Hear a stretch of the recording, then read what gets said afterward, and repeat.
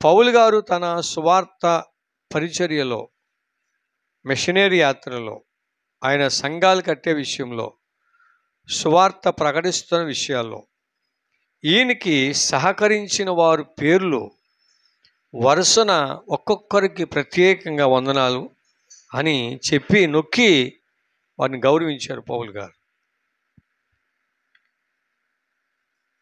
చూడండి, కెంక్రేలో ఉన్న సంఘ పరిచారకురాలగు ఫిబే అను మన సహోదరిని పరిశుద్ధులకు తగినట్టుగా ప్రభువునందు చేర్చుకొని ఆమెకు మీ వలన కావలసినది ఏదైనా ఉన్న ఎడల సహాయం చేయవలని ఆమెను గూర్చి మీకు సిఫారసు చేయుచున్నాను. ఈమె అనేకులకును నాకును సహాయురాలై ఉంది. చిన్నగా మనం అర్థం చేసుకుంటే పౌలు గారికి సహాయం చేసింది, సంఘానికి కూడా సహాయం చేసింది. ఒక గొప్ప విషయం ఏంటంటే బైబిల్ గ్రంథ చరిత్రలో ఈమె పేరే మొదటి పేరట. చెప్పండి, ఈమె పేరు మొదటి పేరు స్త్రీలలో. అంత ఉన్నతంగా పరిచర్య చేసి సహకారిగా ఉంది. రెండవది, పౌలుగా రాసిన పత్రికలట ఆ సంఘానికి ఈ సంఘానికి కూడా ఈమె పట్టుకెళ్ళేదట. పౌలు గారు ఒక సమయంలో అంటాడు, మీరు నా స్వార్థ పత్రికలు కారా అంటాడు. అంటే ఏంటి పత్రికలు అంటే, ఇక్కడ విన్న వర్తమానం రాలేని వాళ్ళకి విని పూర్తిగా అక్షరం పొల్లిపోకుండా పట్టుకెళ్ళి వారికి చెప్పడమే మీరు ఒక పత్రిక. వారికి చెప్పడమే మీరొక పత్రిక. సీరియల్ చూస్తారా? వాళ్ళు ఎవరైనా ఊరిల్లారు అనుకోండి, ఇవి అన్నీ అడుగుతారన్నమాట. అక్షరం పొల్లిపోకుండా పలానా అక్కడ పలానా అక్కడ అని చెప్తారు. దాని ద్వారా ఫలితం ఏంటి?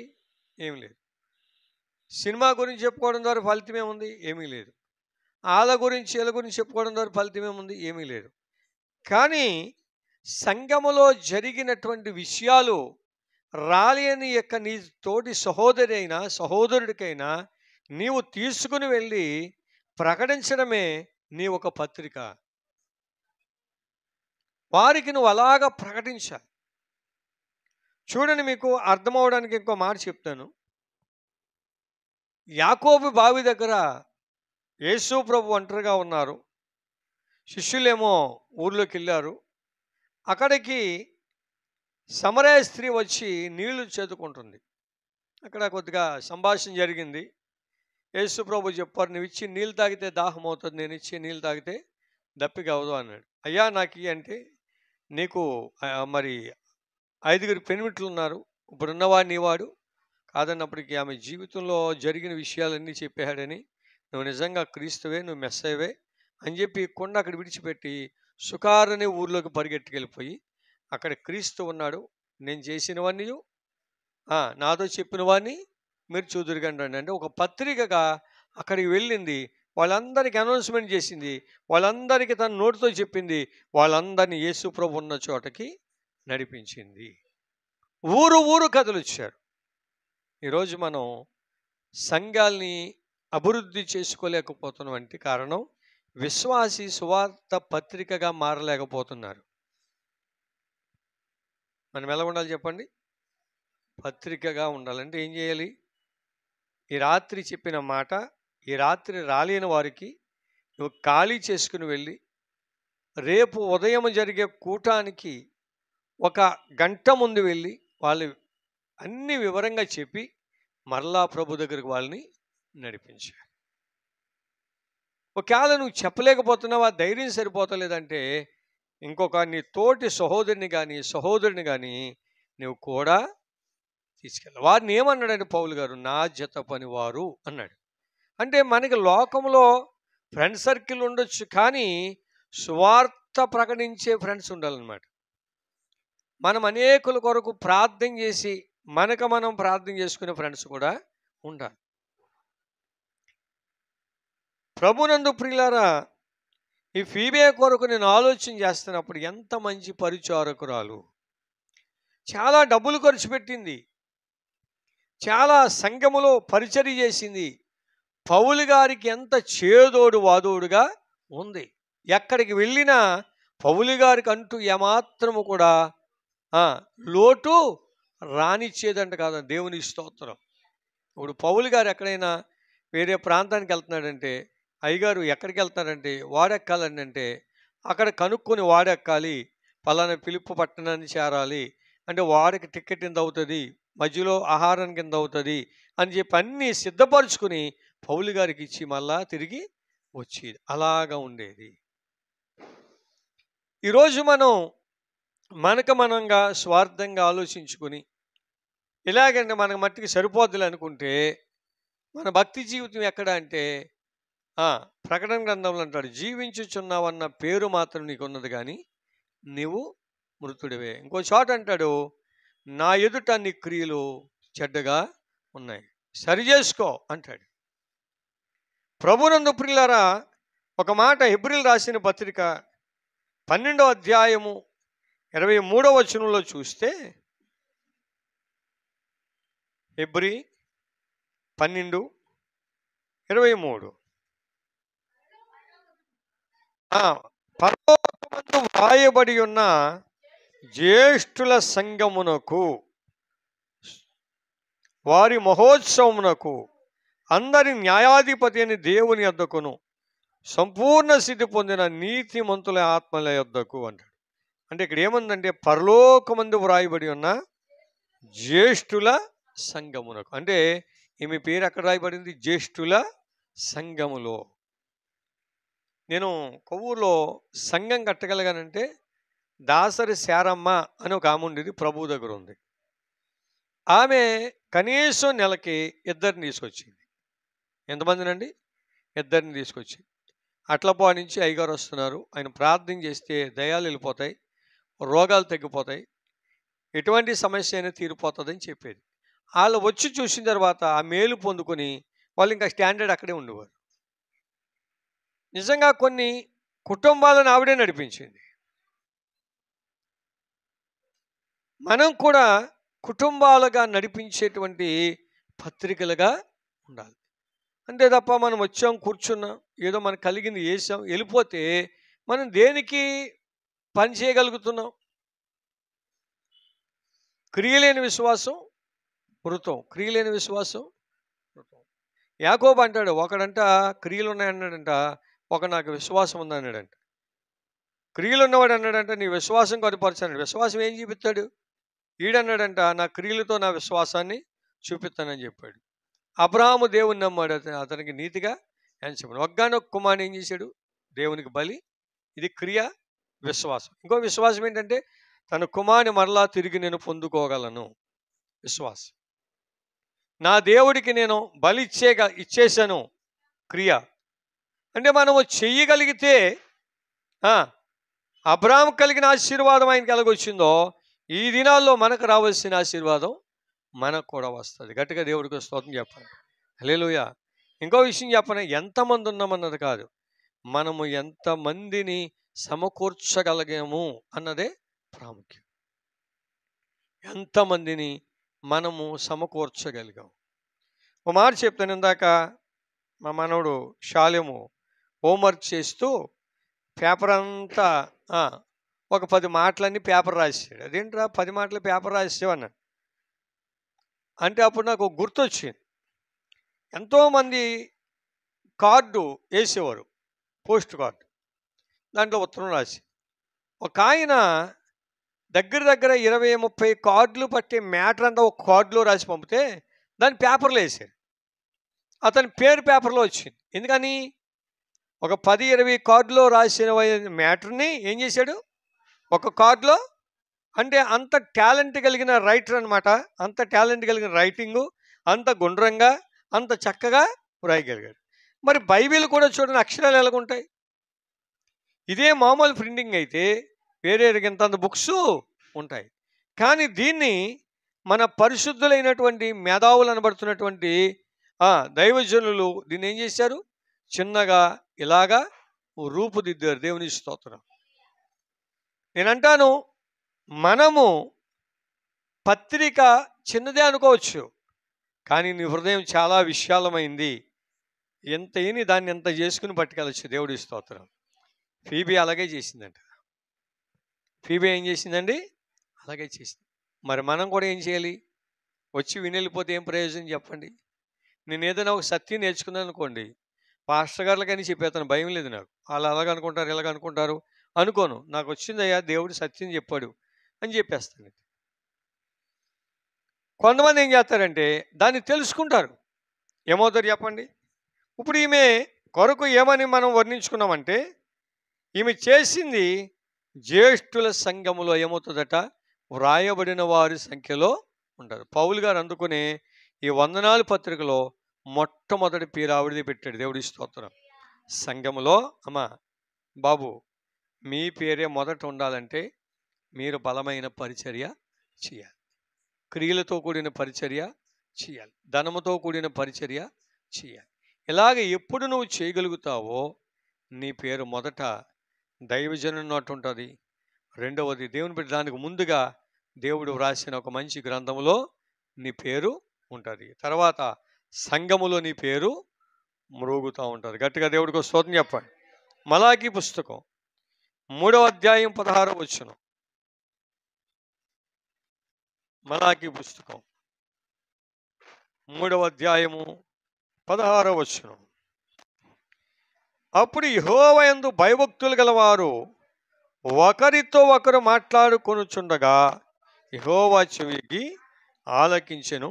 మరియు యెహోవా యందు భయభక్తులు కలిగి ఆయన నామమును స్మరించు ఉండు వారికి జ్ఞాపకార్థముగా ఒక గ్రంథము ఆయన సముఖమందు రాయి.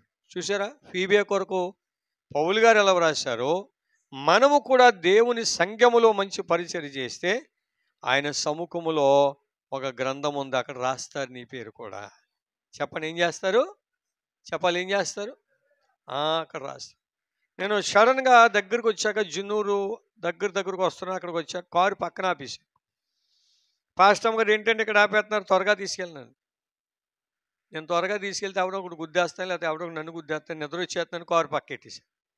ఎందుకంటే రాత్రి అంతా ఏం లేదు చెప్పాలి, రాత్రి అంతా ఏం లేదు, నిద్ర వస్తుందని నాకు తెలిసి ఉండి గుడ్డికి వెళ్ళిపోతే ఏమవుతుంది? ఏదో అపాయం నాకు జరగవచ్చు, లేకపోతే నా ద్వారా ఇంకొకరికి జరగవచ్చు. నేను దానికి కారణం అవుతాను కదా. ఒకవేళ 10 నిమిషాలు పక్కనెట్టుకుని కదా కళ్ళు కడుక్కొని జాగ్రత్తగా వెళ్తే ఏమవుతుంది? నేను ఇలాగ ఆగానే నా అవతల వాళ్ళకి తెలియదు, ఆగానే నాకే తెలుస్తుంది, లేకపోతే కారులో ఉన్న వాళ్ళకి తెలుస్తుంది. కనుక నాకు తెలుసు కనుక ఇంకెవరికి తెలియవలసిన పని. కానీ గుడ్డుగా వెళ్ళిపోతే ఏం జరుగుతుంది? ప్రమాదం, యాక్సిడెంట్లు 50% అలాగే జరుగుతాయి. అలాగే మనం కూడా ఆత్మీయ మత్తులో, నిద్ర మత్తులో ఉంటే మనం ఏం చేస్తున్నాం మనకు అర్థం కాదు. మందిరానికి వస్తాం కానీ ఏం చేస్తున్నాం మనకి అర్థం కాదు. సరిగ్గా ప్రార్థన చేస్తున్నావు అనుకుంటావు నువ్వు, కానీ చెయ్యవు. మందిరానికి వస్తున్నాను అనుకుంటావు, కానీ వచ్చి అక్కడ ఆలోచిస్తావు. దేవునికి ఇస్తున్నాను అనుకుంటా కానీ సరిగ్గా ఇవ్వవు. అలాగే పరిచర్య చేస్తున్నాను అనుకున్నా కానీ చెయ్యవు. ఎందుకో తెలుసు అంటే మనకు ఒక మత్తు పడింది. మనకేమైంది? మత్తు. నిద్ర మత్తు వాని యొక్క చేను నేను దాటిరాగా ఆ చేను అంతా కూడా ఏమైందంట? కలుపుతోనూ, కలుపు మొక్కలతో, పిచ్చ మొక్కలతో నిండిపోయిందంట. సోమరంట పడక మీద తిరుగుతాడంట, తను కలుపుకున్న ముద్ద చేతి దగ్గర కూడా తెచ్చుకోలేడట. అందుకని అంటాడు ప్రభువు, మెలకువగా ఉండి ప్రార్థన చేయండి అంటాడు. మెలకువగా ఉండాలి. ఈ ఫీబే తన జీవితంలో ఎప్పుడు మెలకువగా ఉండేదంట. దేవుని స్తోత్రం. నేనంటాను ఒక స్త్రీ అనే కాదండి, పురుషుడు కూడా మంచి పరిచర్య అడిగి తెలుసుకోవాలి. చెప్పండి ఏం చేయాలి చెప్పండి? అడిగి. ఈ ఉపవాస కూటాల ద్వారా నువ్వు ప్రభువుని ఏమడగాలంటే, ప్రభువా నేను కూడా బైబిల్ గ్రంథంలో ఒక ఫీబే అనే సహోదరు ఉంది, పౌలు గారికి ఎంతో సేవ చేసిందంట. నీ కృపలో నీ సువార్తనంతా కూడా పత్రికగా మోసి నీ దగ్గరికి అనేకులను తీసుకొచ్చింది ప్రభువా. నేను కూడా నాకిచ్చిన సంఘంలో నా దైవజనుడు వాక్యం చెప్తున్నా, వాక్యానికి కట్టుబడి లోబడి నేను కూడా అటువంటి పరిచర్య, క్రియలతో కూడిన పరిచర్య చేస్తానని ఉపవాస కూటాలు తీర్మానం చేసుకో. అప్పుడు నీ పేరు కూడా జ్యేష్ఠుల సంఘములో, ఏమండి, దేవుడు భద్రపరిచిన ఒక గ్రంథములో నీ పేరు కూడా ఏమవుతుంది చెప్పండి? వ్రాయబడుతుంది. గట్టిగా దేవుడికి స్తోత్రం చెప్పండి. హల్లెలూయా. మనుషులు పొగడొచ్చు, నచ్చితే, నచ్చకపోతే తిట్టొచ్చు, అది కాదు. దేవుడు మెచ్చుకున్నవాడు ధన్యుడు. చెప్పండి, దేవుడు మెచ్చుకున్నవాడు. యేసుప్రభు దగ్గరకు వచ్చి అంటారు, అయ్యా నీ తల్లి నీ సహోదరులు వచ్చారు నిన్ను చూడటానికి అంటే ఆయన అంటాడు, నా తల్లి ఎవరు, నా సహోదరులు ఎవరు? ఎవరైతే నా వాక్యాన్ని విని దాన్ని గైకొని జీవిస్తారో వారే నా తల్లి. మరి కన్నతల్లికి విలువ ఇచ్చాడు, వాక్యానికి విలువ ఇచ్చాడు. ఈరోజు మనం ఎవరికి విలువ ఇవ్వాలి? వాక్యానికి ఇవ్వాలి. దేవుని స్తోత్రం చెప్పండి. రెండో విషయం అంటే మనుషునికి విలువ ఇవ్వకూడదని కాదు, ఎవరికి విలువ ఇవ్వాలంటే ఒక దైవజనుడికి మంచి విలువ ఇవ్వాలి, సంఘములో పరిశుద్ధులకు కూడా మంచి విలువ. అదే చెప్తున్నాడు ఆమెకి. ఆమె మనకు నాకు సహాయం, ఆమెకి ఏదైనా అవసరమైతే సంగమా విశ్వాసులారా, నా తోటి సేవకులారా, ఆమె కూడా మీరు సహాయం చేయండి. అంటే పరిశుద్ధుల యొక్క అవసరములలో పాలు పొందేవారుగా కూడా ఉండాలి. దేవుని స్తోత్రం. ఈ రాత్రి ఉపవాసుకోవడం జరుగుతుందండి. సేవకులు వచ్చి వాక్యం చెప్తున్నారా? మీలో నిలబడే వాళ్ళంటే, అయ్యా రేపు రాత్రి ఎవరు వస్తారు, ఈరోజు ఎవరు వస్తున్నారు, వారి యొక్క భారమంతా నేను భరించుకుంటాను అని నువ్వేం చేయాలంటే దైవజనుడికి ఆసరాగా ఉండాలి, ఒక మాట ఇవ్వాలి. ఆయన మీద భారం పడకుండా మనము ఉండగలగాలి. దేవుని స్తోత్రం. హల్లెలూయా చెప్పండి. నేను ఒక సంఘానికి వెళ్ళాను. 700-800 మంది ఉంటారు. ఒక పక్కా పల్లెటూరు. ఏమండి, అయితే నాదే లాస్ట్ మీటింగ్. ఆ మీటింగ్తో ముగిస్తాం. ఆ రాత్రి వాక్యం చెప్పని చాలామంది యవనస్తులు రక్షణ బాప్తిసాలు సిద్ధపడ్డారు. పగలు ఒకరు ఆతిథ్యం చేశారు, రాత్రి ఒకరు ఆతిథ్యం చేశారు. నా ఒక్కడికి కాదు, నాతో కూడా తీసుకెళ్ళిన వాళ్ళకి కాదు, అక్కడికి ఎంతమంది దైవ సేవకులు వచ్చారో ఆ స్థానిక పాస్టర్ గారు కుటుంబంతో సహా వాళ్ళందరూ ఏం చేశారు, మందిరంలో పరిచర్య చేసిన వాళ్ళకి కూడా ఏం చేశారు, వాళ్ళు ఆతిథ్యం చేశారు. దేవుని స్తోత్రం. నేనంటాను అలాగా మనము కొద్దిగా ఆసరాగా ఉండాలి. దైవజనుడు ఏం చెప్తాడంటే ఇన్ని ఏర్పాటు చేయడు, వాక్యం చెప్తాడంతే. నీ కొరకు ఆశీర్వదించమని ప్రార్థన చేస్తాను, మిగిలినవన్నీ సంఘమే చేయాలి. దేవుని స్తోత్రం. చెప్పండి, మిగిలినవన్నీ ఎవరు చేయాలి? సంఘమే చేయాలి. అది చిన్న పెద్ద అని కాదండి. ఇంకా విషయం చెప్పనా, సంఘాల్లో పౌలు గారు కట్టిన సంఘాలు ఒక సంఘం ఉంది. ఆ సంఘం ఏంటో తెలుసా? ఫిలిప్పీ సంఘం. బహు నిరుపేదలు అండాలి. పేదలు వేరు, నిరుపేదలు వాళ్ళు అటండి. దాతృత్వము బాగా ఎక్కువైపోయిందంటండి. మాట్లాడితే పౌలు గారి దగ్గరికి పట్టుకెళ్ళిపోతామేనంట. పౌలు గారు ఒకవేళ చెప్పామంటారు, అమ్మ మీకే ఇదిగా ఉందంటే, కాదయ్య గారు మేము రక్షించబడ్డాం, ఒక పూట మాకుంది, ఈ పూట కూడా లేని వాళ్ళు ఎంతోమంది. ఈరోజు మీ చేత వాక్యం విన్నాం, ఈ వాక్యం వినలేని వాళ్ళు ఎంతోమంది. వారి దగ్గరికి వెళ్ళి చెప్పడానికి వెళ్తున్నారు కదా, ఇదిగో వారికి టికెట్టు, రొట్లు కొనుక్కోవడానికి డబ్బులు, లేకపోతే ఇదిగో మెజ్జులో తినటానికి అని అంట. ఈ సంఘము దాతృత్వం బాగా విస్తరించిందంట. దేవుడి స్తోత్రం. చూడండి ఒకసారి ఆ మాట చూద్దామా. ఫిలిప్పీలు రాసిన పత్రిక 4వ అధ్యాయం 13 నుంచి. నన్ను బలపరచువాని యందే నేను సమస్తము చేయగలను, అయినను నా శ్రమలో మీరు పాలు పుచ్చుకునేది మంచి పని. ఎప్పుడంటండి? శ్రమలో. దైవజనుడి శ్రమ అని చెప్పండి. ఉపవాస కూటాలు పెట్టారు 3 రోజులు, 3 పగలు 3 రాత్రులు, 6 మంది పాస్టర్ గారు వస్తారు. నాలాంటి పాస్టర్ గారు ఎవరో ఒకరు కూడా తీసుకుని వస్తాడు ఖచ్చితంగా. అండ్ ఈరోజు పాస్టర్ గారు అయితే వచ్చారు, కానీ ఎవరో ఒకరు కూడా ఉంటారు. ఇంకో పాస్టర్ గారు ఉంటాడు, ఆయన ఏకంగా 5-6 తీసుకొస్తాడు. మొన్న రోజులకు ఆయన మీటింగ్ పెట్టుకుంటే ఆయన కూడా దగ్గర 10 మందిని తీసుకొచ్చాడు. వాళ్ళందరూ ఎవరంటే 500-600 మంది సంఘాలు ఉన్న కాపర్లు. ఆయన కూడా తెచ్చుకున్నాడు. మరి వాళ్ళకి ఎంత భోజనం పెట్టాలా? మళ్ళీ ఆయన అన్నాడు వీళ్ళందరికీ 5 నిమిషాలు శుభాలు ఇమ్మన్నాడు. ఎంత టైము ఏమండి? మళ్ళీ వచ్చిన దైవ సేవకులకి ఏదో ఒకటి ఇవ్వాలి. శ్రమ కదా అప్పుడు దైవజనుడికి ఎక్కడి నుంచి వస్తుంది? కనుకనే ఆ టైంలో సంఘం ఎలాగుండాలంటే సడన్గా మనమే ఆలోచించుకుని, అయ్యా ఇంతమంది వచ్చారు, మీరేమైనా సమకూర్చుకున్నారా, ఎలాగా ఎవరిని చేశారంటే అప్పుడు మీరనాలి, అయ్యా నేనున్నాను, మీరు భయపడకండి. ఫీబే అలాగుండేదంట. అది చెప్పండి, ఎలాగుండేదట? ఫీబే అలాగుండేదట. ఫిలిప్పీ సంఘం అలాగుండేదంట. నమ్ముతున్నారు నా మాట? బైబిల్ మాటలే చెప్తున్నాను మీకు, నేను వేరే చెప్పడం లేదు. ఎందుకంటే ప్రేరేపించబడి చెప్తున్నాను మీకు నేను. ఉపవాసం ఉంటే ఇలాగ జరుగుతుంది, అలా జరుగుతుందని ఎన్నోసార్లు విన్నారు. ఏమంటే వాక్యం మనం చదివితే ఎన్నో ఆశీర్వాదాలను విన్నారు. నేనంటాను, ఈ ఫీబే లాగా నువ్వు సంఘములో ఉంటే నీవు ఎంతగా వర్ణించబడతావో. ఎంతగా వర్ణించబడతావు. జ్ఞానవంతురాలు ఇల్లు కడుతుందట. రెండవది, ఆమె పనులట ఆమె గమని దగ్గర కొనియాడబడతాయట. ఆమె భర్త ఆమెను గనపరుస్తాడట.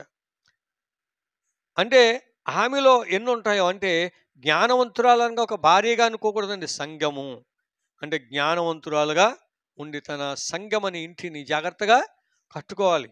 ఎందుకో తెలుసు అంటే, ఈ పూట ఎవరు రాలేదు అని తెలుసుకుని ఈ రాత్రి అంతా ప్రార్థన చేసి రేపొద్దున వెళ్ళి వాళ్ళని దర్శించి, అమ్మ రాత్రి రాలేదమ్మా, నాకు ఏమాత్రం నిద్ర పట్టలేదు, నేను మంచి వాక్యం విన్నాను, ఫీబీ ఎలాగుందంట, చక్కగా చేసిందంట, దైవజనుని చేదోడు వాదోడుగా ఉన్నాను, నేను ఎంత ఆకర్షించబడ్డానమ్మా, ఎంత అద్భుతకరమైన ఉపదేశం నువ్వు పోగొట్టుకున్నామంటే ఆవిడికి కొద్దిగా ఆశ కలిగి ఆ కూటానికైనా రెండో కూటానికైనా వస్తా. దేవుని స్తోత్రం.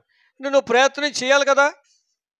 సమరయ స్త్రీ ప్రయత్నం చేసింది, ప్రయత్నమైన పాడైందండి. ఊరే చెప్పాలి గట్టిగా, ఊరే మార్చబడ్డారు. లోకం ఎలాగైపోయింది తెలుసా?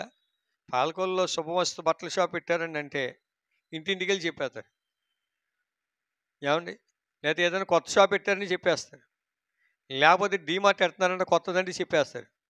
కానీ రాత్రి మంచి వాక్యం చెప్పారంటే ఎవరైనా చెప్తారు వెళ్ళి?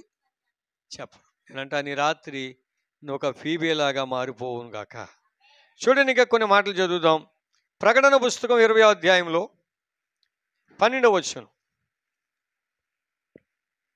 మరియు గొప్పవారేమి కొద్దివారేమి మృతులైన వారందరూ ఆ సింహాసనం ఎదుట నిలబడి ఉండుట చూచితిని. అప్పుడు గ్రంథములు విప్పబడెను, మరియు జీవ గ్రంథమును వేరొక గ్రంథమును విప్పబడెను.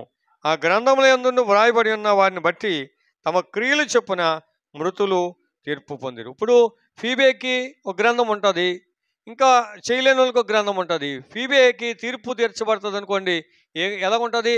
నీతిమంతురాలుగా సంఘ పరిచారకురాలుగా గ్రంథములో లిఖించబడుతుంది. గట్టిగా చెప్పలు కొట్టండి ఒకసారి. హల్లెలూయా. ఈ రాత్రి నువ్వు అలాగ ఉండాలి. మందిరానికి వచ్చాం, వెళ్ళిపోయామంటే ఎలాగండి? వెళ్ళిపోయామంటే అలాగా? నేనంటాను, మన పని మనం చేయాలి. ఏమంటే మన పని మనం చేయాలి. ప్రార్థన చేసుకుని మన పని మనం చేయాలి. ఏంటి ఆ పని అంటే, ఈ లోకంలో ఉన్న మన కొరకు బ్రతికే పనులన్నీ పనికిరాని. ప్రభువు కొరకు బ్రతికే పని నిశ్చయమైన పని. పనివాడు జీతమునకు పాత్రుడు. అంటే పొలంలో దిగి పని చేసుకునేవాడు పాత్రుడా? దేవుని పని చేసేవాడు పాత్రుడా? మన దేవుని పని చేసేవాడే పాత్రుడు. రూతు చూడండి, అత్తగారు చెప్పినట్టు పొలంలోకి వెళ్ళింది, పరిగె ఏరుకుంది. ఆ పరిగె ఎక్కడ ఏరుకుందో అదే చేనికి ఆమె యజమానురాలు. చూసారా? యజమానురాలు తన అత్తగారు ఏం చేసింది? అయ్యే పొలాలన్నీ డబ్బులు తీసుకుని తనది కాని దేశానికి వెళ్ళిపోయింది. ఏం చేసుకుంది? మొత్తం అన్నీ పోగొట్టుకుంది. భర్తను పోగొట్టుకుని వచ్చిన రూతు ఏం చేసింది? అన్నీ సంపాదించుకుంది. పని. మనం కూడా ఈ లోకంలో అన్నీ పోగొట్టుకుని వచ్చావా దేవుని దగ్గరికి? దేవుడు నిత్యం ఉండే ఆశీర్వాదాలు నీకు దేవుడు ఇస్తాడు. గట్టిగా దేవుడికి స్తోత్రం చెప్పండి. హల్లెలూయా. దానియేలు పుస్తకం 7వ అధ్యాయము 10వ వచనం.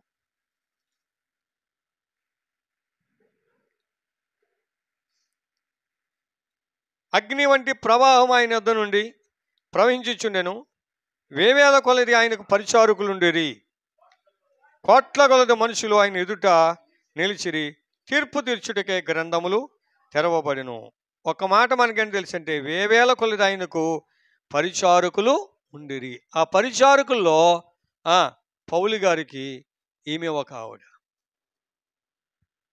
దేవుని పనిలో ఈమె ఒక ఆవిడ. ఈ పరిచారకుల్లో అమ్మా మీరు కూడా ఒక్కరుగా ఈ రాత్రి మారిపోవాలి. చెప్పండి, ఏం చేయాలి? మీరు కూడా ఒక్కరుగా మారాలి. మారాలి నీ మనసే మారాలి. మారిన మనసు దేవుడికిస్తే ఫలితం ఉంటుంది. ఆ మారిన మనసు దేవుడికిస్తే ఫలితం ఉంటుంది. మారాలి నీ మనసే మారాలి. మారిన మనసు దేవునికిస్తే, ఆ మారిన మనసు మారానంటూ మారానంటూ గొప్పలు చెబుతారు. మారానంటూ గొప్పలు చెబుతారు. ఆ గొప్పలు కాస్త సాగకపోతే గోతిలో పడతారు. ఆ గొప్పలు కాస్త సాగకపోతే మారాలి మారాలి ఈ మనసే మారాలి. మారిన మనసు దేవుడికిస్తే హల్లెలూయా. మనం ఏం చేయాలటండి? మారాలి మారాలి. చూడండి, ఈమె కింక్రేయ అనేటువంటి సంఘము నుంచి కొరింథీకి 7 మైళ్ళు దూరం అంటారు. ఎన్ని మైళ్ళు? 7 మైళ్ళు దూరం అంట. ఈ ఉత్తరాన్ని తీసుకుని వెళ్ళి ఆ సంఘానికి ఇచ్చిందంట. దేవుడి స్తోత్రం. 7 మైళ్ళు అంటే కిలోమీటర్న్నర. ఎంతమ్మా? కిలోమీటర్న్నర అంటే 7 కిలోమీటర్లు, 7 కిలోమీటర్లు అంటే 10.5 కిలోమీటర్లు నడిచి వెళ్ళి ఇచ్చి మరలా తిరిగి నడిచి వచ్చే దేవుడి స్తోత్రం.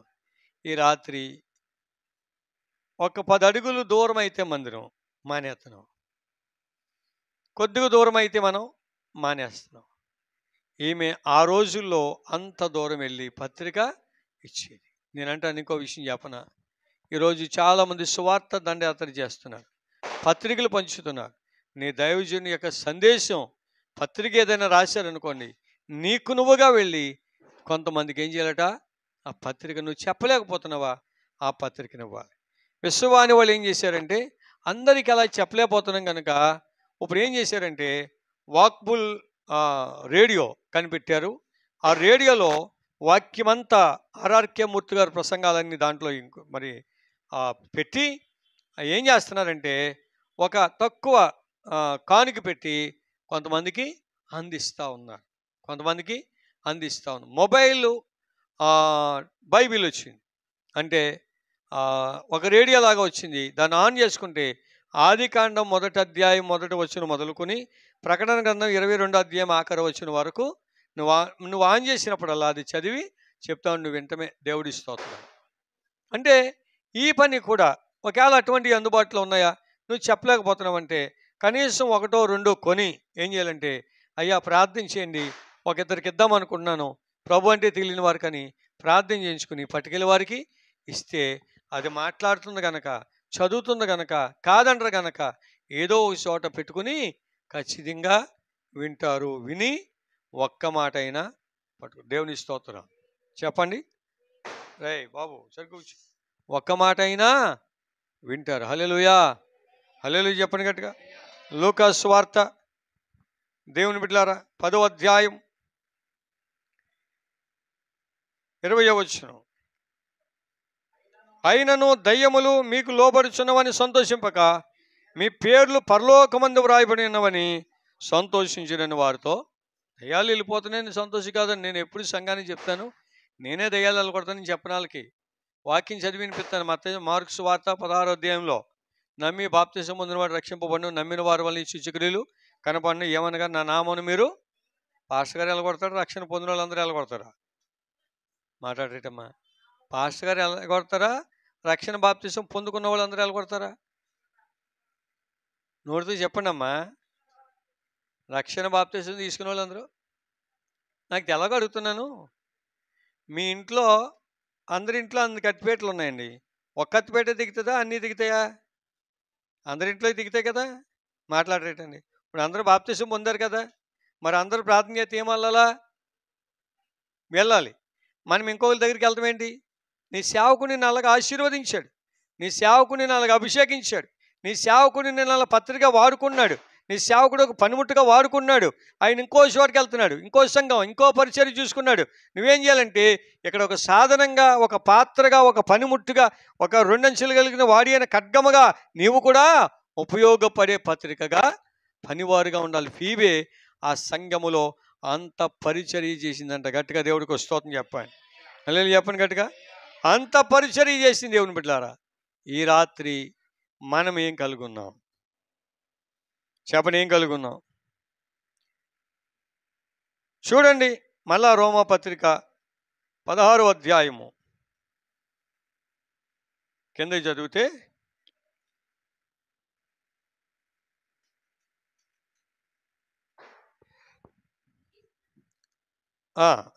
క్రీస్తు యేసునందు నా జత పని వారైన ప్రిస్కిల్లాకును అకుల్లాకును నా వందనములు చెప్పుడి.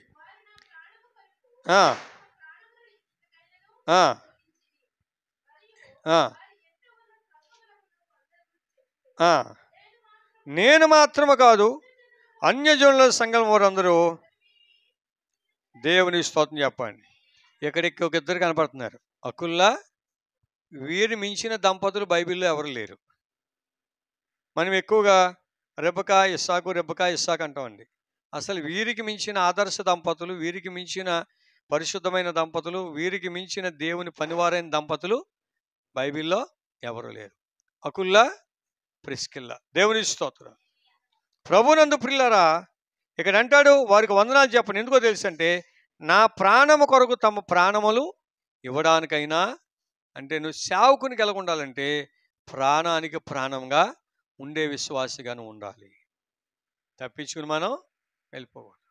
చెప్పండి, తప్పించుకుని మనం సేవకునికి అవమానం తెచ్చే విషయాలుగా ఉండకూడదు. మనం సేవకునికి ఒక భరోసాగా, ఒక అండగా, ఒక ధైర్యంగా మనం కూడా ఏకుల్లో ప్రిస్కిల్లలాగా ఉన్నారంటండి. వాళ్ళు ఎంతో ధనవంతులు అనుకుంటున్నారండి. డేరాలు కుట్టుకునేవారు. నీచమైన వృత్తి ఆ రోజుల్లో, చాలా నీచమైన వృత్తి, చాలా నీచమైన వృత్తి. కానీ అలా కష్టపడుకుని ఏం చేశారండి, సేవకుడు కూడా వాక్యం చెప్పాలని బలపరిచారు. దేవుడి స్తోత్రం. ఎవరు వాక్యం చెప్పారు? సేవకుడు కూడా సత్యాన్ని ప్రకటించారు. వారు చాలామంది అసత్యం చెప్పే సేవకులు ఉంటారు. దేవుని బిడ్డలారా, మీరేం చేయాలి తెలుసు అంటే, వారి దగ్గరికి వెళ్ళి సత్యాన్ని చెప్పాలి. ఎప్పుడు చెప్పగలవు తెలుసు అంటే, నీ వాక్యమును బాగా నేర్చుకున్నప్పుడు, వాక్యాన్ని బాగా కలిగి జీవిస్తున్నప్పుడు. చూడండి కొన్ని మాటలు. అపోస్తలుల కార్యాల పుస్తకం 18:2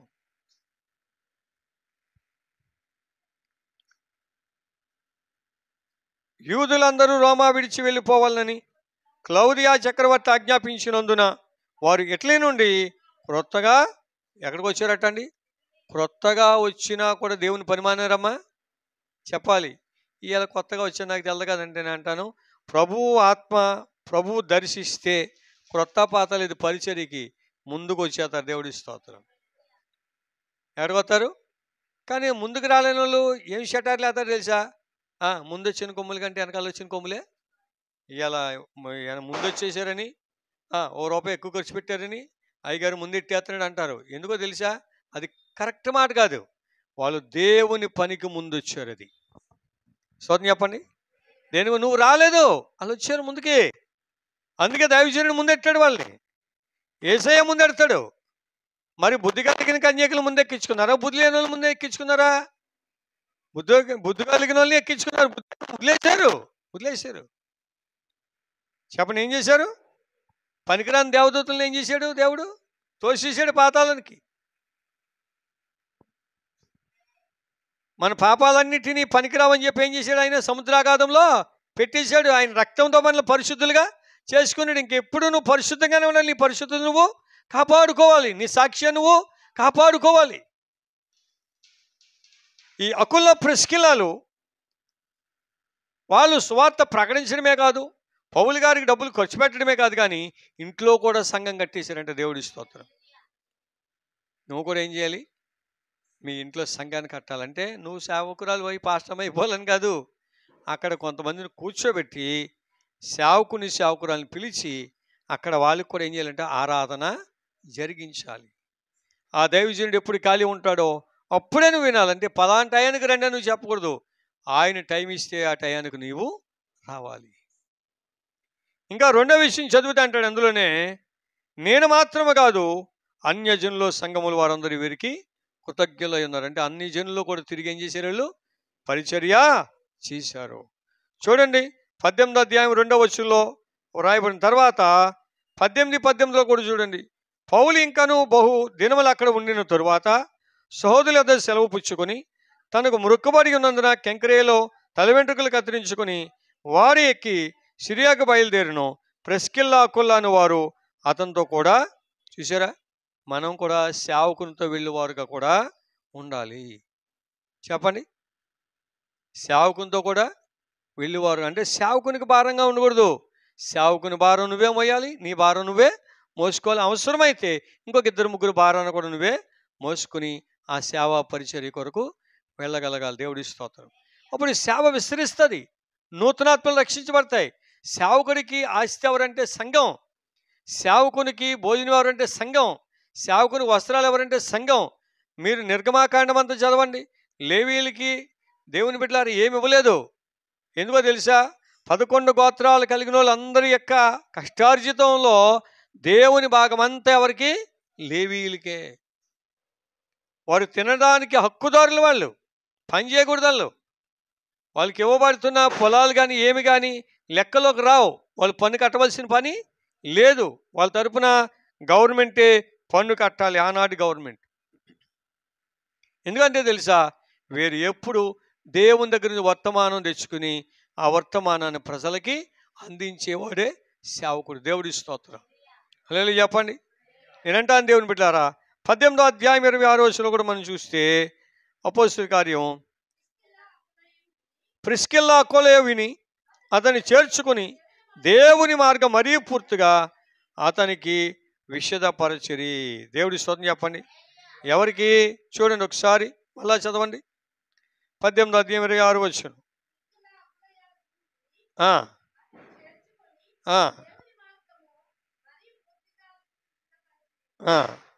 ఎవరంటే అతను అలెగ్జాంద్రియ వాడైన అపోల్లో అని ఒక యూదుడు ఎఫెసుకు వచ్చాడు.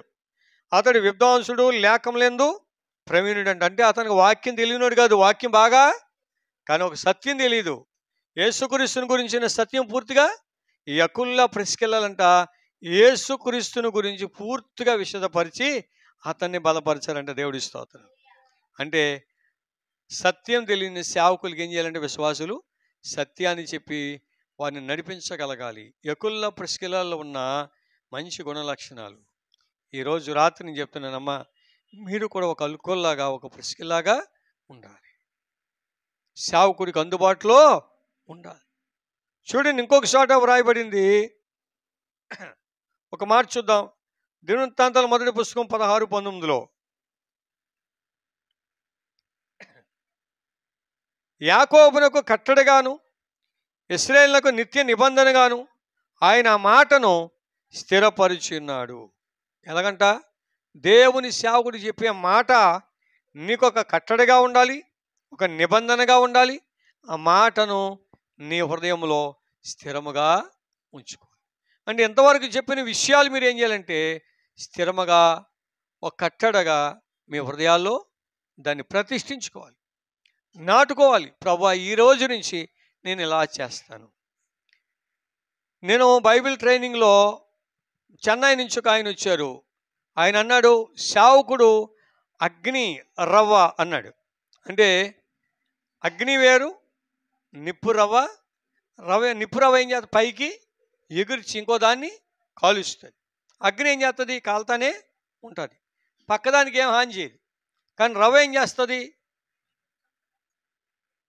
వేరే వాళ్ళని దాన్ని యోబు గారు ఇంకోలాగా అన్నాడు, నిప్పు రవ్వలు పైకి ఎగురినట్లు నరులు శ్రమానుభవం కొరకే పుడుతున్నారంటాడు. అంటే ఎదట వానికి శ్రమ కలిగించేది నిప్పు రవ్వ. ఇంకో విషయం ఏంటంటే ఎదట వాడిని దేవుని అగ్నితో కాల్చగలిగేది కూడా నిప్పు రవ్వే. పరిశుద్ధాత్మదేవుడు అగ్ని నాలుకలుగా మరి విభాగింపబడినప్పుడు వారందరూ ఏం చేశారంటే ఆత్మతో నింపబడి అన్య భాషలు మాట్లాడసాగిరి. దేవుని స్తోత్రం. అంటే నువ్వు ఒక నిప్పు రవ్వలాగా పనిచేసావు అనుకో, చల్లారిపోతున్న ఆత్మ ఏమవుతుందంట? మండించబడుతుంది, రగిలించబడుతుంది. ఏమండి? మళ్ళా నీ యొక్క చల్లారిపోయిన ఆమె జీవితాన్ని వెలుగులోకి రప్పించుకుని మరలా పని ప్రారంభిస్తుంది. గట్టిగా దేవుడి స్తోత్రం చెప్పు. అందుకని యేసుప్రభువు వారు మరి పేతురు గారి దగ్గరికి వెళ్ళి, అయ్యా నువ్వు నన్ను ప్రేమిస్తున్నావని 3 సార్లు బాగా రెచ్చగొట్టారు. ప్రభు అడిగిన ఆయనకి ఇసుకుదాలు రాలేదు, ఎన్నోవాడికి ఇసుకుదాలు వచ్చింది. అదేంటయ్యా నీకే తెలుసు కదా అన్నాడు. అయితే నా గొర్రె పిల్లల్ని, నా గొర్రెలను కాయ్. ఎందుకు ఆ పని మానేసామంటే ఎలాగైతే కుదరదని 10 దినాలు ఉపవాస ప్రార్థన మేడగదిలో చేశారు. మండించబడ్డాడు, ఆత్మతో రగిలించబడ్డాడు, చక్కగా ప్రసంగం చేశాడు. వాక్యం 1000 మందిలోకి వెళ్ళిపోయింది. 3000 మంది రక్షణ బాప్తిసాలు పొందారు. చెప్పలు కొట్టండి ఇప్పుడు గట్టిగా. హల్లెలూయా. మరి కళ చందరల కూరల శిఖల. దేవుని పనివారిగా మనం అలాగ ఉండాలి. నువ్వు అలా పని చేయగలగాలి. మనం అలాగా పని చేయగలగాలి. దేవుని బిడ్డలారా, ఇంకో మాట, తిమోతి రాసిన 2వ పత్రిక 4వ అధ్యాయం 19వ వచనం. ప్రిస్కాకును అకుల్లాకును ఒనేసిఫోరు ఇంటి వారికి నా వందనములు అంటాడు. పౌలు గారు వీళ్ళు ఎందుకు అలాగ మర్చిపోతలేదంటే వీరి యొక్క పని చాలా గొప్పది. నేను చాలా మరి అర్థం అవ్వాలని క్లుప్తంగా నేను ముందుకు చెప్పుకుని వెళ్తున్నాను. ఎందుకో తెలుసు అంటే నాకు గబగబ గుద్ది ఇలాగ అరిసి చెప్పలేను నేను. అంటే ఒకప్పుడు చెప్పాను, కానీ నేను కొద్దిగా నిదానించుకుని ఏం చెప్పానంటే, కొద్దిగా ఉపదేశం అంటే జాగ్రత్తగా చెప్పాలి అని. ఆ పని చేయి అంటే అది హెచ్చరిక, గద్దింపు. ఒరే బాబు కొద్దంతా పని చేసి పెట్టమ్మని జాగ్రత్తగా అంటే అది ఉపదేశం. దేవుని స్తోత్రం. హల్లెలూయా చెప్పండి. అందుకనే మరి పౌలు గారు అంటాడు, 10,000 మంది ఉపదేశకులున్నా అందరు మీ తండ్రులు వాక్యం బోధించిన ఒక్కడే మీ తండ్రి. ఆయన ఎవరో తెలుసా? మిమ్మల్ని కన్నవాడు. చెప్పండి, మిమ్మల్ని. కొంతమంది అనుకోవచ్చు, అయ్యా నేను చెదిరిపోయానంటే పూటకోళ్ళ వాని ఇంటికి పంపబడినవాడు. చెప్పండి, వాళ్ళెవరు? పూటకోళ్ళ వాని ఇంటికంటే యెరూషలేము నుంచి యెరికోకు పడిపోతే ఆ దారిపోయిన యాజకుడు వెళ్ళాడు, పట్టించుకోలేదు. లేవీడు వెళ్ళాడు, పట్టించుకోలేదు, వదిలేశారు. దారిపోయిన ఒక అన్యజనుడు సమరయుడు వచ్చాడు, పట్టించుకుని, బాబు ఇదిగో విక్టర్ పాల్ గారు మీకు అప్పగిస్తున్నాను, ఇవి పెంచుకోండి, ఏమైనా ఖర్చు పెడితే నేను ఎత్తానులే, వాళ్ళ మీద భారం పెట్టకండి, వాళ్ళు దెబ్బతినేసారు, దొంగలన్నీ పట్టుకెళ్ళిపోయారు అని చెప్పేసి అప్పగించి వెళ్ళిపోయిన వాళ్ళు దేవుని స్తోత్రం. వాళ్ళు చెదిరిపోయినారు. అటువంటి వాళ్ళు కూడా మనం ఏం చేయాలట? తీసుకురావాలి. చెప్పండి, ఏం చేయాలి? తీసుకురావాలి. మనం బలపరిచిన తర్వాత ఇంకొకటి ఉంటాడు వెనకాల, మేమే చేసాం, ముందే ఇదేయం, కొద్దిగా భయం వస్తుందని వదిలేసామంటారు వీళ్ళు.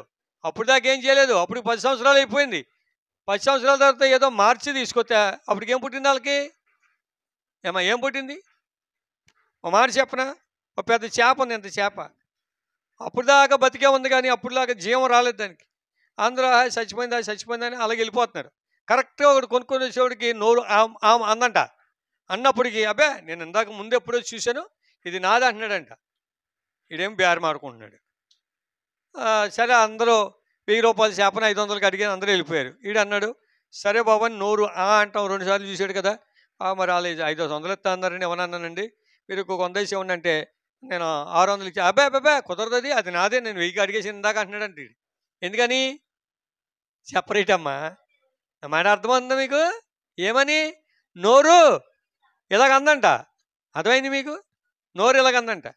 అప్పుడు ఏమన్నాడంటే, ఇక్కడ నేను మేట ఇలాగ అంటాను చేపకి, అది నోరు ఇలాగ అంటది, కనుకనే ఆయన ఇదేయాడు అని చెప్తే కొన్నవాడు అన్నాడంట, అది చచ్చిపోయిందని ఎప్పుడూ తెలుసు, నువ్వు 500కి వెళ్ళావు, ఒక 100 వేసుకుని నాకు వస్తుంది, ఇంత పెద్ద చేప ఎక్కడ పోగొట్టుకుంటాను, నేను పట్టుకెళ్తున్నాను అన్నాడంటే. వాళ్ళందరూ అదా సరే నువ్వు కొనుక్కుని వెళ్ళిపోరండి. దేవుడి స్తోత్రం. ఎవరికి అప్పగించాలో వాళ్ళ దగ్గరే దేవుడు పెడతాడు. దేవుడి స్తోత్రం. స్తోత్రం చెప్పండి. మీకు అర్థమైంది? ఇప్పుడు మీకు అర్థమైందా? పూటగోళ్ళ వాని దగ్గర అతను ఉండాలి, దేవుడు అప్పగించాడు. ఇది యకుల్లా, ప్రిస్కిల్లాలు, ఫీబే వీళ్ళందరూ ఇటువంటి పరిచర్య చేశారు. నేనంటా, నువ్వు నిజంగా అలాగా మారితే మళ్ళీ ఈ రోజు వచ్చినోడికి ఈ ప్లేస్ కాదని దేవుడు ఇంకో ప్లేస్ ఇస్తాడు మీకు. అర్థమైందండి? ఇంకో ప్లేస్ ఇస్తాడు. హల్లెలూయా. దేవుడు చేస్తాడు. నమ్మకమైన వానికి మెండుగా దీవెనలు కలుగుతాయి. గట్టిగా దేవుడికి స్తోత్రం చెప్పండి. నేను 3 కొరకు మాట్లాడాను. ఒకరు ఫీబే, ఒకరు అకుల్లా, ప్రిస్కిల్లా. దేవుని స్తోత్రం. ఇంకో పేరు చెప్తాను, నేను ముగిస్తాను. రోమాపత్రిక 16వ అధ్యాయం.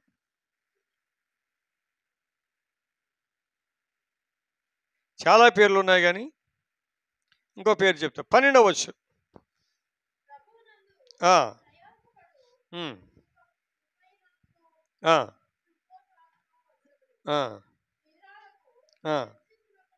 చాలండి.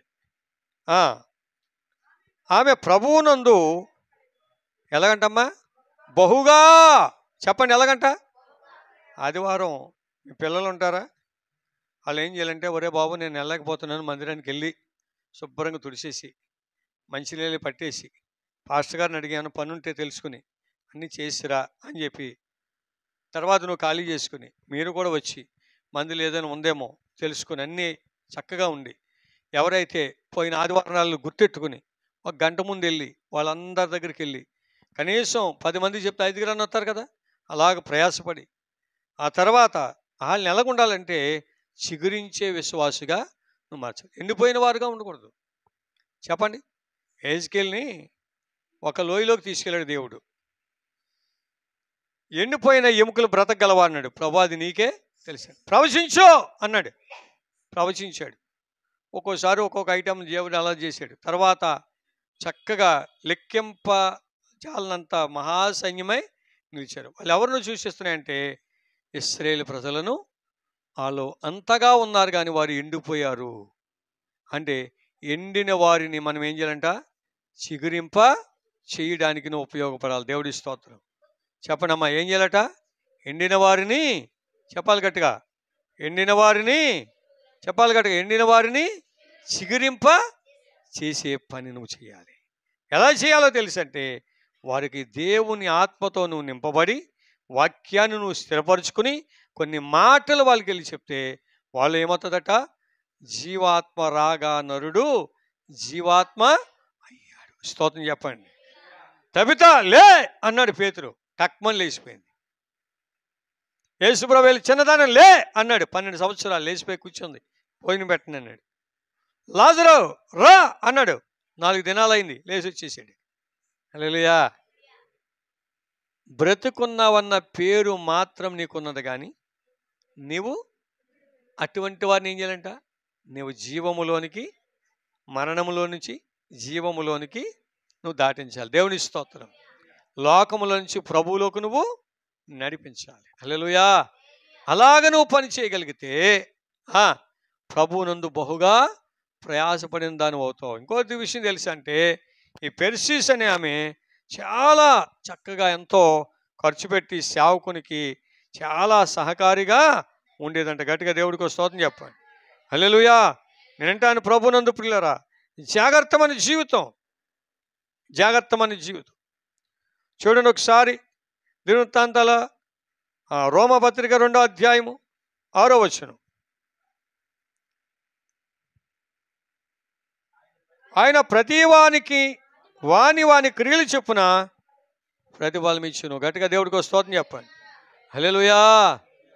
ఎంత గొప్ప దేవుడు అండి. మీలో ఎవరైనా పని చేశారంటే, అమ్మా నీ పనికి తగిన ప్రతిఫలం దేవుడు ఇస్తాడు. చెప్పండమ్మా, నీ పనికి తగిన ప్రతిఫలం. ఈరోజు మానవుడు ఎలాగైపోయి తెలుసండి, నేను దీవిస్తాను అనుకున్న ఉదాహరణకి మీ అందరికీ 10,000 రూపాయలు 15,000 రూపాయలు ఆశీర్వాదం వచ్చేది అనుకోండి. ఆ రోజు మటుకి ఖచ్చితంగా 1000 రూపాయలు దశంభాగం ఇస్తారు అనుకుందాం.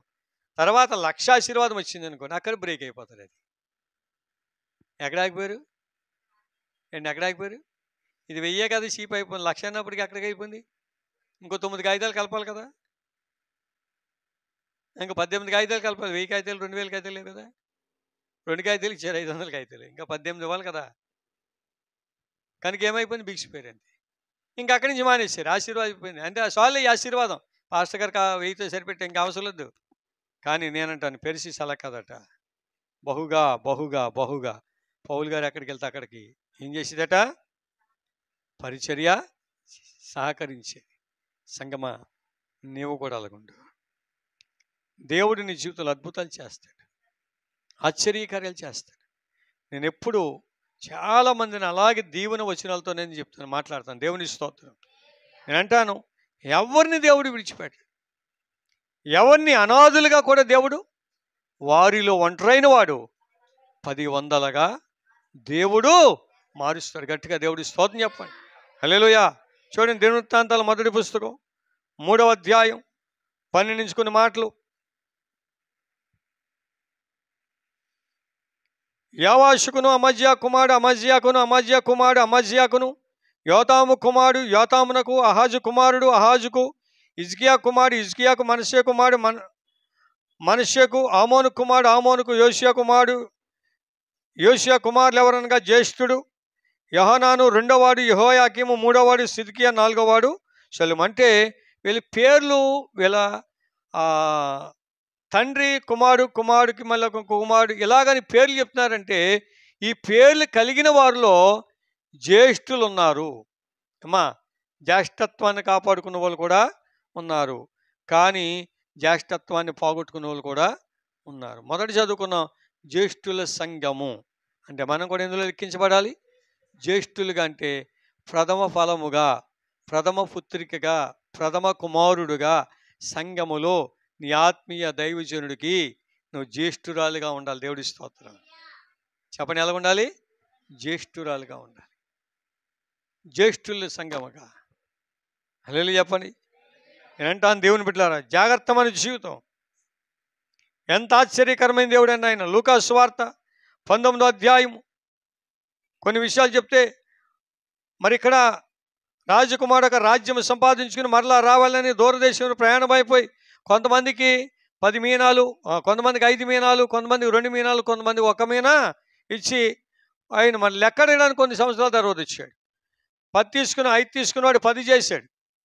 బలా మంచి నమ్మకమైన దాసుడా 10 నీకు ఇచ్చానన్నాడు. 2 తీసుకున్నవాడు వచ్చాడు, అయ్యా 2 చేశానన్నాడు. బలా నమ్మకమైన మంచి దాసుడా అన్నాడు. ఈ నీకు ఇచ్చానన్నాడు. 1 తీసుకున్నాడు వచ్చాడు, ఏమన్నాడు తెలుసా? అయ్యా నువ్వు విత్తన కాడే పంట కోస్తావు, పంట కోసే కాడేమో పంట ఎండబడతావు అని ఊరుకున్నాడా? నువ్వు చాలా కఠినం అన్నాడు. పాస్టర్ గారిలో కూడా చాలామంది కఠినలని అంటారు. అది ఎంత కఠినత్వం ఆయనకి! ఇలా గుద్ది ఇలా చెప్పేది ఎలా చేస్తారంటారు. నేనంటాను, నీకు ఇచ్చిన పని నువ్వు చేస్తే ఆ జీతం నువ్వే తింటావు. చెప్పండి, ఆ జీతం చెప్పాలి గట్టిగా. నేను ముగిస్తాను. ఆ జీతం ఈ రాత్రి 10 లక్షల ఆశీర్వాదం అనుకోండి, 10 లక్షలు నువ్వే తింటావు, కానీ 1 లక్ష దేవుడికి ఇస్తామండి. మిగిలిన 9 లక్షలు ఎవరి? ఎక్కువ తిన్నావా తక్కువ తిన్నావా? మరే ఇంకేంటి నీకు? ఇస్సాకు ఆ దేశమందున వాడి విత్తనం వేసి 100 అంతల పంట పొందుకున్నాడు. షునేమిరాలు ఉంది, అమ్మ ఈ దేశంలో కరువు వస్తుంది, 7 సంవత్సరాలు ఇంకో దేశానికి వెళ్ళిపోయింది, ఫిలిస్తీన్ దేశానికి వెళ్ళిపోయింది. 7 సంవత్సరాల తర్వాత వచ్చింది. ఆమె రాజుగారి దగ్గరికి వెళ్ళింది. రాజుగారు అప్పటిగా అడుగుతున్నాడు, అయ్యా నీ ప్రవక్త చేసిన అద్భుత కార్యాలు ఏంటంటే ఒక స్త్రీకి వాళ్ళ ఆయన ఉన్నాడు, వృద్ధుడు ముసలుడు, పిల్లలు పుట్టరు, కానీ మా దైవజనుడు ప్రార్థన చేశాడు, దీవించాడు, బాబు పుట్టాడు. ఆ బాబు పుట్టినోడు చచ్చిపోయాడు, మా దైవజనుడు వెళ్ళాడు బ్రతికించాడు అన్నప్పుడు ఈవిడ వచ్చింది, అయ్యా ఆ బిడ్డ తల్లి ఈవిడే అంటున్నాడు. దేవుడి స్తోత్రం. కనుక చెప్పలు కొట్టండి. సాక్ష్యము సజీవమైంది. చూసారా? సాక్ష్యము సజీవమైంది, సజీవమైంది. నీ సాక్షిగా వెలుగుమయమై తేజరిల్లెదను నీ ఉన్నంత వరకు. అందరూ పాడదామా? నీ సాక్షిగా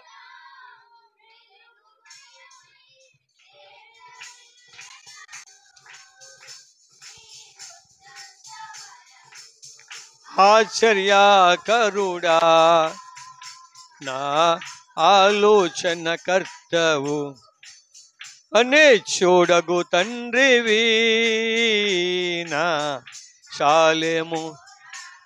హల్లెలూయా.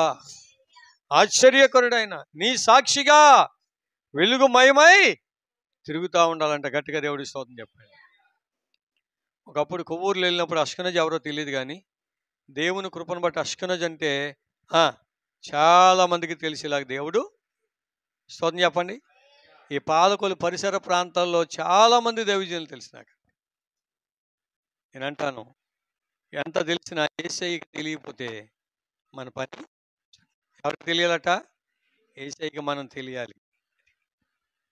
చంద్రబాబు నాయుడు అందరికీ తెలుసు, ముఖ్యమంత్రి గారని, కానీ మనం ఎవరో తెలిసినప్పుడు మన పరిస్థితి వెళ్ళకుండా చెప్పండి. ఏ డిపార్ట్మెంట్ దగ్గరికి వెళ్ళినా ముఖ్యమంత్రి గారు తాలూకా అంటారు, ఏ పనైనా.